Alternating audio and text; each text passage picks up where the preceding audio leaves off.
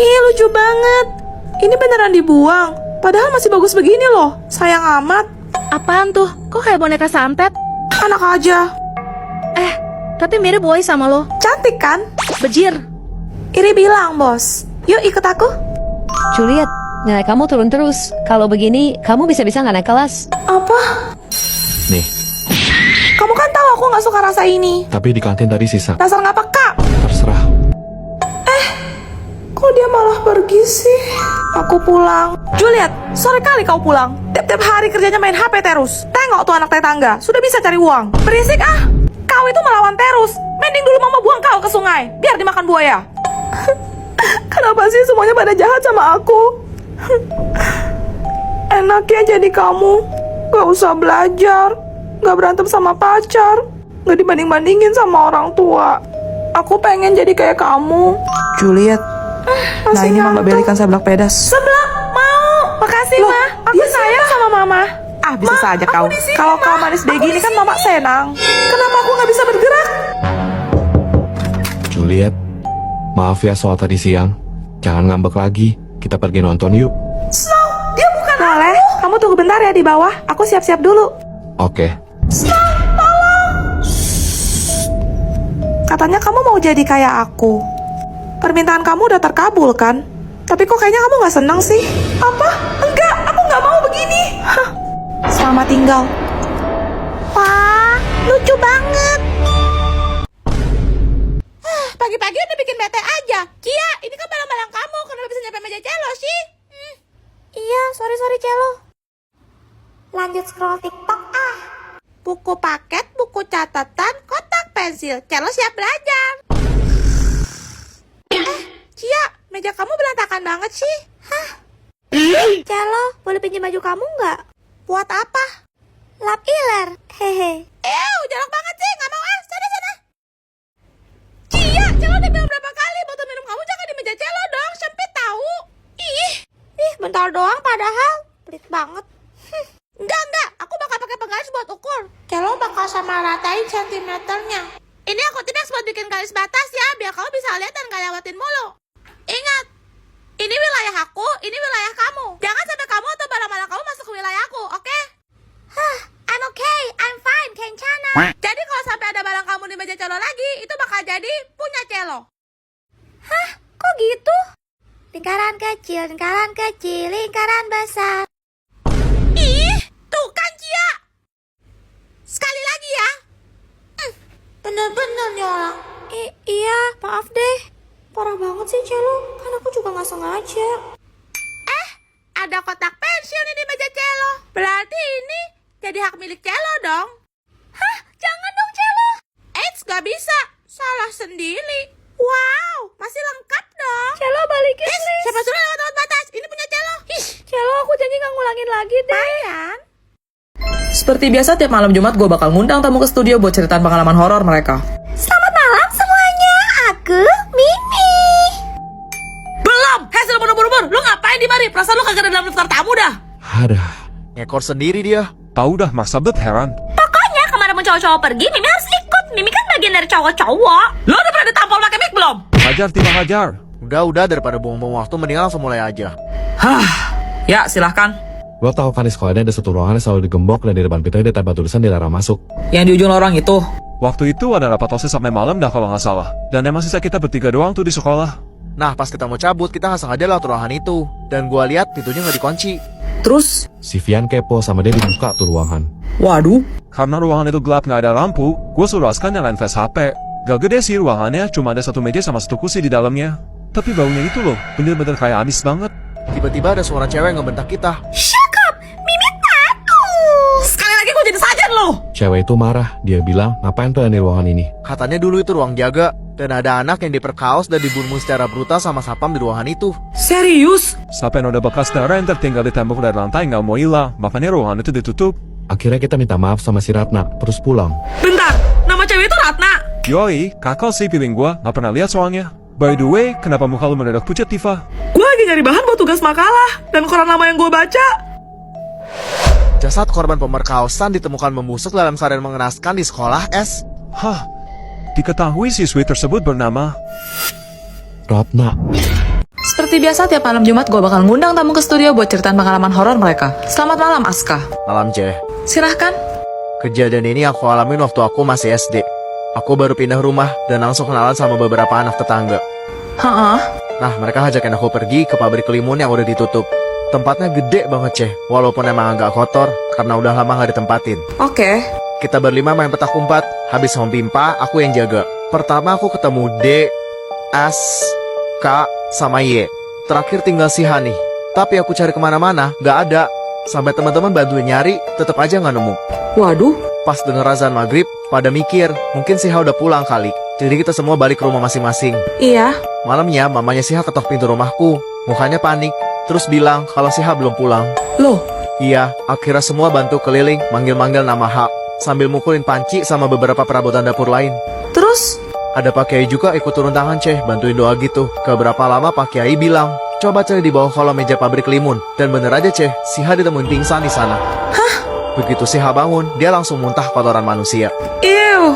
Terus mamanya nanyakan, dia cerita, katanya waktu ngumpet di pabrik, dia udah keluar. Terus manggil kita-kita, tapi kita semua nggak ada yang sadar katanya. Akhirnya datang nenek baik yang kasih dia makanan enak. Terus dia ketiduran di rumah nenek itu. Jangan bilang. Itu kolong wewe atau wewe gombel kata Pak Kiai. Yang suka culik anak-anak kalau mereka nggak pulang di saat maghrib tiba. Ayo ikut denganku. Aku akan merawatmu dan memberikanmu makanan yang enak. Mau nggak jadi pacar aku? Enggak, aku mesti nolak berapa kali sih. Sekarang gue lagi kerja, pergi sana. Oke, aku tunggu sampai kamu pulang. Terserah. Gak usah ikutin gue terus. Emang ini jalanan punya kamu? Kok aku nggak boleh lewat? Tuh orang pada mondar-mandir, kok kamu nggak marahin mereka? Jalan berdua gini, romantis ya. Apaan sih? Aku boleh cerita gak? Kalau gue bilang enggak, emang lo bakal diem? Hehe, dulu aku punya cowok yang sayang banget sama aku. Kita saling jatuh cinta pada pandangan pertama. Pengen yang manis-manis deh. Ini kan jauh banget tokonya. Kamu suka kue itu kan? Dia baik banget. Makasih. Pokoknya bapak gak setuju kamu pacaran sama dia. Dia itu miskin. Kamu bakalan bapak pindahin ke Amerika. Gak mau, aku cinta sama dia. Bapak jahat. Awas. Aduh sakit. Ah!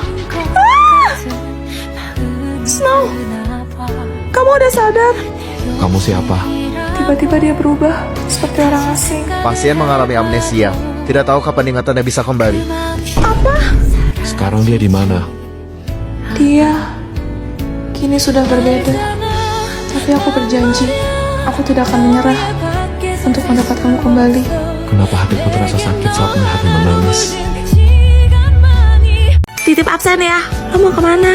Cabut. Bolos kurang 5 poin. Bye. Oh, kira lo bisa kabur. Bu, dia anak 10 C. Ih, Juliet, kamu lagi. Lari keliling lapangan 20 kali. Awas aja. Rasain pembalasan gue. Dia lo yang kemesin ban sepeda Snow. Iya, kenapa? Kasihan tahu rumahnya jauh. Ya tinggal tambal aja kan? Dia nggak punya papa. Mamanya cuma tukang jahit. Dia kerja nyatet pelanggaran siswa buat dapat uang saku dari sekolah. Hah? Boro-boro buat tambal ban. Buat makan aja susah. Kayaknya gue kelewatan deh.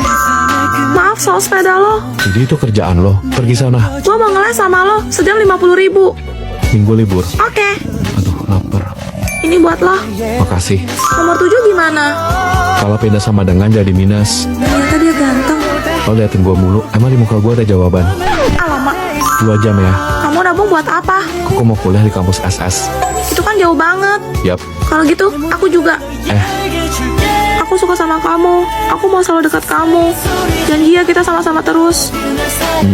Mulai hari ini Snow sudah tidak bersekolah di sini lagi. Kenapa, Bu? Katanya keluarganya pindah demi menghindari hutang. Snow, kamu pembohong. Kau sudah bawa semua kan? Udah, Mak. Jaga diri kau baik-baik di asrama. Mama kok rasanya tidak tenang ya? Jangan khawatir, Tante. Suara ini. Saya akan menjaga Juliet. Snow. Maaf. Aku udah bikin kamu nunggu lama banget ya. Aku udah janjikan kita bakal terus sama-sama. Pelajaran kita sudah selesai. Silahkan warnai dulu tugasnya, baru kalian boleh pulang. Aduh, mana gue lupa bawa lagi. Snow, pinjem pensil warna dong. Gua adanya krayon. Pas banget. Gue juga gambar Shinchan. Apa hubungannya? Maksudnya, kartun krayon Shinchan kan? Feeling gak enak. Jangan bilang ada kisah kelam di balik kartun itu. Shinchan terinspirasi dari seorang bocah berumur 5 tahun di Jepang yang bernama Shinosuke. Dia memiliki seorang adik perempuan bernama Himawari. Mereka lucu banget ya, Bu. Suatu hari mereka sedang asik bermain bola di taman. Tanpa sengaja bola tersebut terlempar jauh. Himawari dengan semangat mengejar bola itu hingga ke jalanan. Tapi tiba-tiba sebuah mobil datang melaju dengan kecepatan tinggi. Terus, Shinchan yang sadar segera berlari untuk menolong adiknya. Namun naas, keduanya malah tertabrak dan harus melenggang nyawa. Misaya, sang ibu, sangat terpukul dengan kepergian kedua anaknya. Lalu ia menemukan krayon milik Shinchan. Dan dengan krayon itu, ia mulai menulis cerita apabila Shinchan masih hidup sampai sekarang dalam buku hariannya. jadi Semua tingkah lucu, canda tawa, serta keceriaan Shinchan hanya karangan Misaya semata yang depresi karena kehilangan anaknya. Itulah alasan mengapa Shinchan tidak pernah tumbuh dewasa. Ternyata bocah jenaka seperti kamu punya kisah yang segelap ini. Snow, hak lo apa? Tifa itu sepupu gua dan gua tahu seberapa buayanya lo. Lo pikir gue takut? Ayo gue mah. Sini lo. Udah, Snow, udah. Semangat boys, hajar jangan kasih kendor. Tifa, kok kamu malah nonton sambil makan sih? Bantuin aku pisahin mereka dong. Shut up, Vian, Snow, stop, please stop.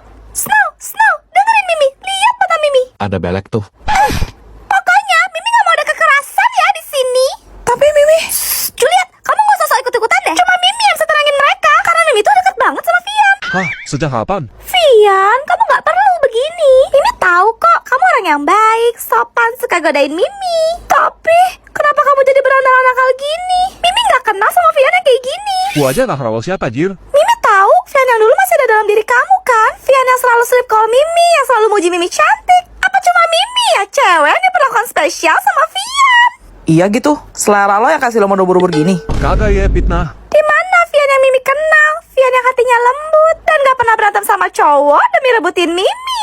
Hah, pede banget loh. Gue berantem sama Snow gara-gara mau ngecek Tifa ngedep. Gak ada ya, gua gak bakal biarin Tifa jalan sama lo. Oh, jadi lo nantangin gue, Snow. Maju lo sini. Ronde 2, mulai!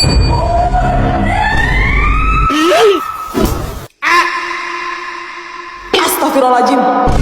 Kenapa sih pada nurutnya sama Juliet? Mimi sebel. Guys, yang mau lihat dino canggih bisa ke meja aku ya. Guys, kalian yang penasaran sama helikopter aku ini bisa mampir ke meja aku ya. Dih, karena Dino lah, tim Dino, like. Jelas helikopter dong. Ya udah, kita buktiin aja. Kamu punya serutan nggak? Hah, serutan. Aku juga punya. Lo tahu nggak? Di bagian atas mulutnya ini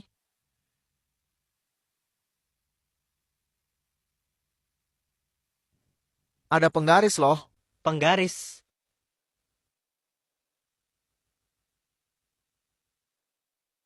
Kayak gini maksud lo? Pasti pada kaget deh, soalnya jarang ada yang tahu kalau ekor dinosaurus ini sebenarnya pensil. Kamu pikir kamu doang yang punya kejutan? Gue belum kasih lihat senjata rahasia gue aja. Coba lihatnya di perutnya. Kalau gue cabut, ada penghapus di dalamnya. Kalau cuma penghapus mah, gue juga punya. Kalau gitu, lo pasti nggak punya ini kan? Staples. Segitu doang senjata rahasia lu. Siapa bilang gue nggak punya staples?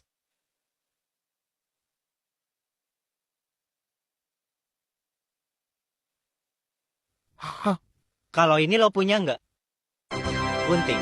kalian tim Dino? Atau tim helikopter? Komen. Seperti biasa, tiap malam Jumat gue bakal ngundang tamu ke studio buat ceritain pengalaman horor mereka. Selamat malam, Bung Vian. Malam, Jaya. Silahkan. Kejadian ini gue alami waktu gue kuliah semester 2. Masih maba ya? Nah, karena gue jurusan IT, ceweknya tuh langka banget. Di kelas gue cuma ada satu cewek, kita sebut aja Oke. Si tuh udah cantik, baik, pinter, top markotop deh. Wih,